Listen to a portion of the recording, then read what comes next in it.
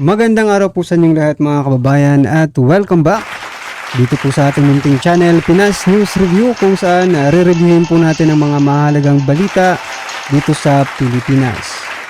Mga simpleng komento sa mga issue dito sa Pinas. At eto nga mga kababayan, kapapasok lang, PBBM na siya.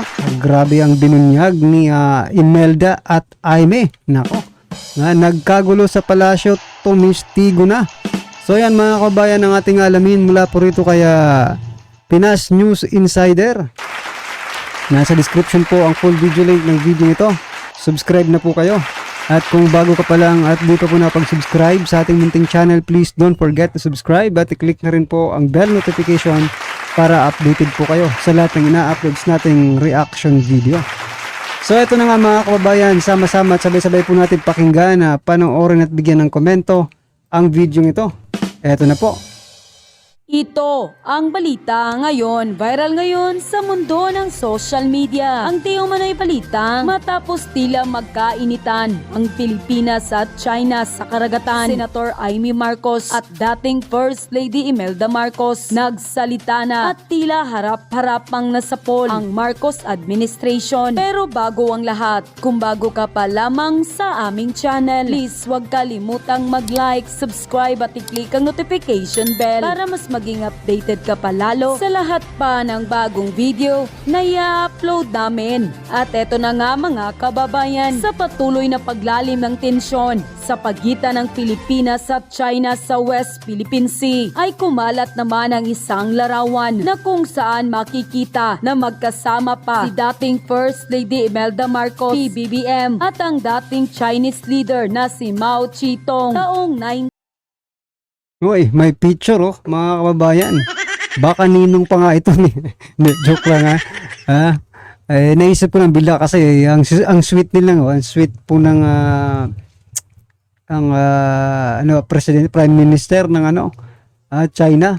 Prime minister bang tawag Tapos si BBBM kasama pa yung Chinese, di ba? Baka ninong pa ito. Nagtatanong lang, di ba mga kababayan? Kasi napakaganda pala ng relasyon ng mga Marcos sa China, di ba? Pero bakit ganito ang nangyayari ngayon? Pwede naman pala makipag-usap kasi may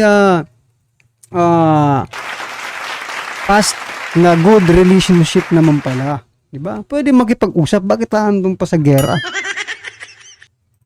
1975, dito nga raw makikita at mapapatunayan na tila malapit na magkaibigan ang Marcos family noon sa leader ng China. Kaya tila ipinagtataka daw ngayon ng dating First Lady na si Imelda Marcos na kung bakit tila magkaaway na ngayon ang Pilipinas at ang bansang China. At Senator Aimee Marcos may tila throwback post pa sa naging magandang ugnayan noon ng mga Chinese sa pamilyang Marcos. Ayon pa sa kanya, throwback China State Visit 1975, former President Ferdinand E. Marcos meet with...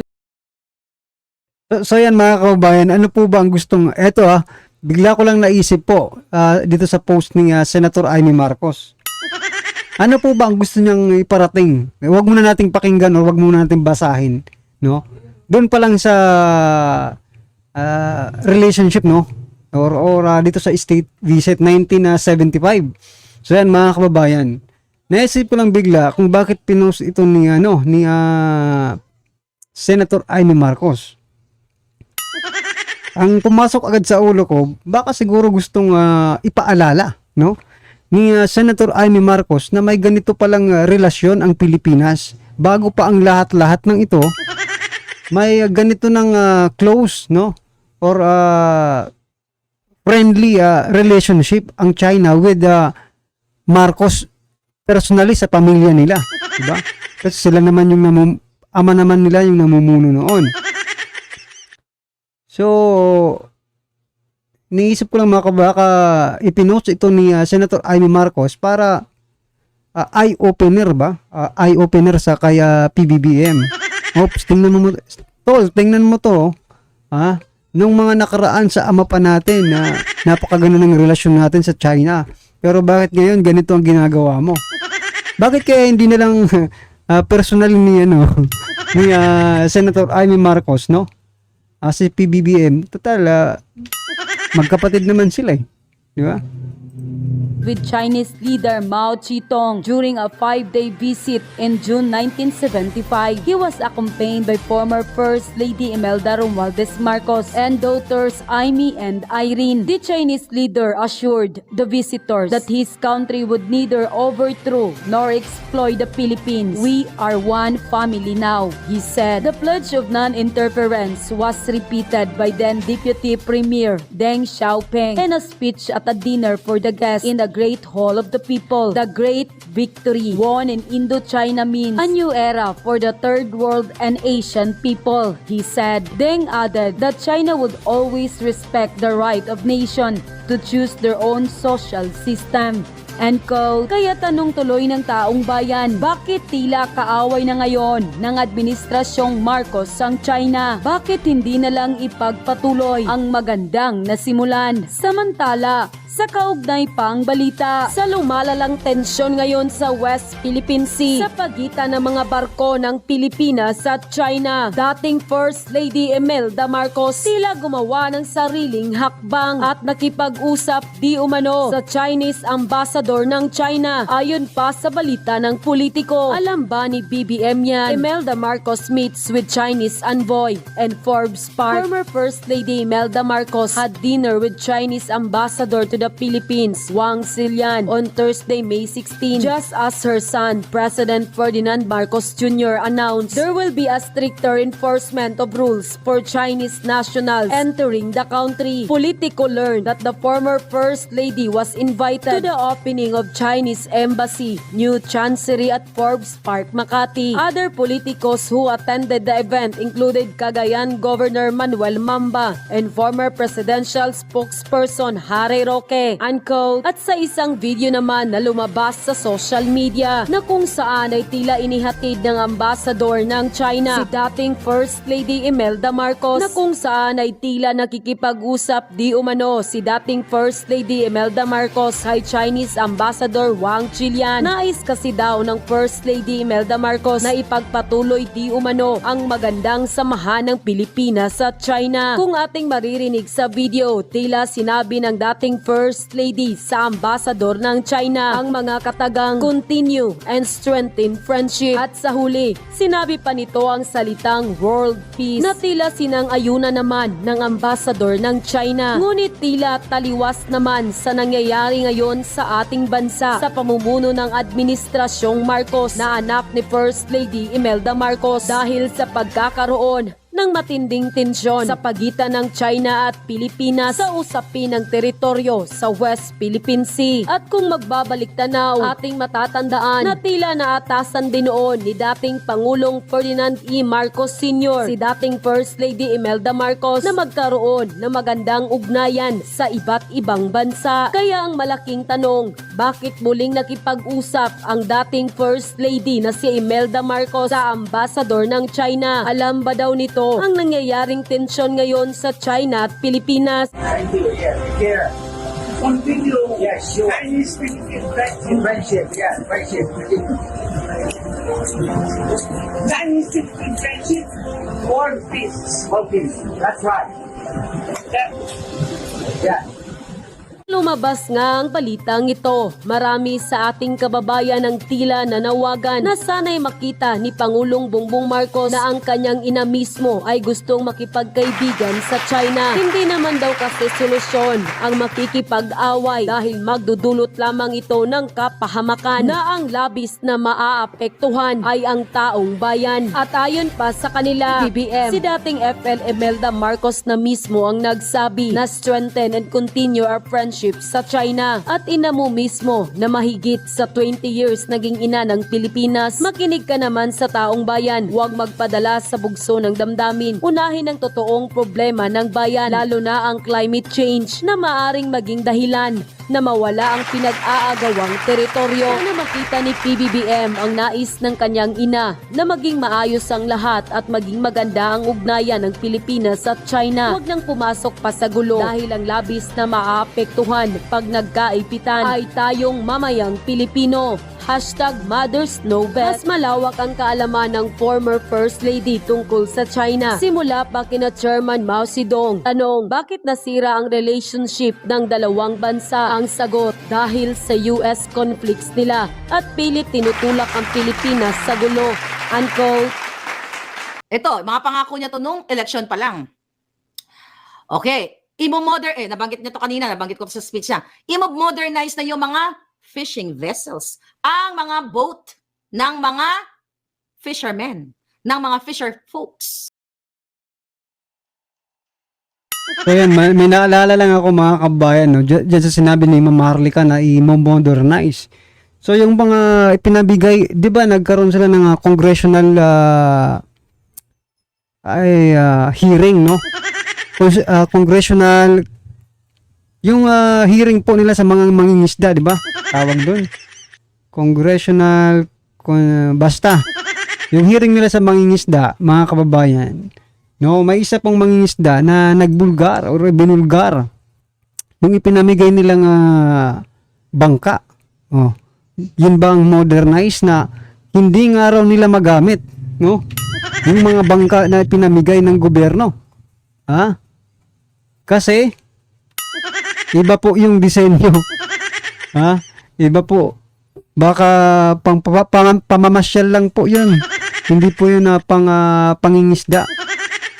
Oh, naalala ko lang mga kabayan kasi i-modernize daw yung pangingisda. Nako. Puprotektahan niya ang mga fisherman at bibigyan ng mga magagandang equipment. Look at now, dyan sa ating South China Sea. Okay? Sa Ayungin Shoal. Okay? Doon sa kung saan may dispute. Ano nangyayari dyan? Pinrotektahan ba ni Marcos Jr. ang mga fishermen? Anong sabi ng mga fishermen presently sa Maisog? Nung panahon ni Duterte, nakakapangisda sila. Pero nung ngayong panahon ni Marcos, hindi na sila nakakapangisda dahil sa jutang ginimis na tensyon. And now you choose between bangag, uragon, o matapang, maisog. Comment kayo dyan yung mga mamaya basahin ko. Then, ang pinaka-famous na ipinangako sa inyo, ang bugas. Asa naman ang bugas karon? Na tag 20. Wala nang 20. Ang 1/4 20, di ba? O, 20 pesos na bigas. Yan paulit-ulit. Yan ang pinambudol niya sa atin. Pinangbudol niya during Budol talaga mga kababayan kasi biruin mo nung kampanya ni Marcos ni PBBM, yan po yung sinabi niya, 20 pesos na kilo ng bigas. Ngayon naman po mga kababayan, wala tayong nabibili na 20 pesos na kilo ng bigas. Pero ito naman si Romualdez, may Romualdez rice na ipinamimigay. Diba? Napakalaki pong irony. May bigas naman pala. No? May bigas naman pala, pero bakit ginagamit lang dito sa, ewan ko, maagang pangangampanya ba ito? Masabi natin kasi wala namang kalamidad pero nagbibigay ng ayuda. May pangalan pa nilang Romualdez rice. So, di ba? Nasaan yung logic na nagmamahal ang bigas kasi kulang po. Siyempre, pag nagmamahal po ang bigas, kulang po ng supply. Di ba? Kasi walang supply, kaya mahal ang bigas. Law of demand and supply, di ba? Pero bakit ganito? Meron palang bakit namimigay ng bigas? Ibig sabihin, meron palang bigas. Di ba? Gobyerno rin ito Gobyerno rin itong si Speaker Romualdez. Saka ipalit. Yung tawag ko nga po dito mga kababayan ipalitiko, politiko, ano pa ba? Korap-politiko. O, yan po ang mga ito. Kasi biruin nyo, ginagawa talagang tanga ang mga Pilipino Nasaan po yung logic na kulang ang bigas, no? Nagmamahal ng bigas, tapos may ayuda sa bigas. Tapos may ibinebenta nga na 29 pesos ang per kilo pero laon, di ba? Yung sinasabi ni General Macanas na may amoy yan. Tapos marami rin yung nagko-comment na may uod na yan. O yung iba hindi naman natin linalahat. O may uod. At kung bumibili man daw sila niyan, hindi po pang konsumo para sa tao, kundi pang konsumo po para sa mga alaga nilang manok, itik at mga baboy. So ibig bang sabihin mga kababayan, ginagawa nilang hayop ang taong bayan? Eh, di ba? Kung para sa hayop na pala yan, bakit ibebenta nyo pa? Sinabi nga ng isang nag-comment, bakit ibebenta pa yan? Pwede namang sigurong ipamigay na lang yan kung nasisira na. Di ba? Logically mga kababayan, nasaan pong wala nga walang ka-logic kasi tingnan nyo. Di ba, walang bigas. Nagkakaubusan ng bigas kung saan-saan. Tapos ito pala, may stock pala halos mabulok na. Tinatawag nilang laon or aged stock, di ba? Sabi nga, aged stock rice. Yung talagang matagal na dyan. Ibig sabihin, matagal na po yan dyan. Bakit hindi nyo dinistribute? Para makabili or, di ba? Kung makabili or makahingi man lang yung taong bayan. Aantayin nyo pa talagang mabulok yung rice na yan, ha? Bago nyo, sana hindi nyo na lang isinapubliko. Diba? Kasi, ang lumalabas ngayon, mga kabayan, nangungonsumisyon patuloy tayo eh. Kung bakit ngayon lang nila, tayo tuloy yung, tayong taong bayan tuloy yung, nangihinayang.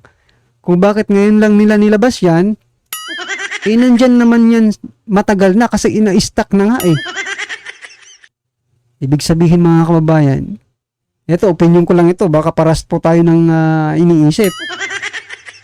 Hinuhoard ng gobyerno ang bigas. No? Para isipin nila na wala talagang bigas pero meron din naman. Aba, dito na pumapasok yung sinasabi ni attorney ay secretary ng poverty alleviation na si Larry Gadon. 'Di ba? Na haka-haka lang ang kahirapan sa Pilipinas. Aba, totoo pala. Haka-haka lang talaga kasi minamanipulate nyo eh. Anong tawag nyo dyan na hindi nyo paglalabas ng stock rice na yan? Pasensya na mga kababayan kung napunta tayo sa stock rice ha. Nakakaano kasi, pangako kasi nila yan eh. Na kung hindi man pangako, pangarap nila. Na magkaroon ng mababang presyo ng bigas. Diba?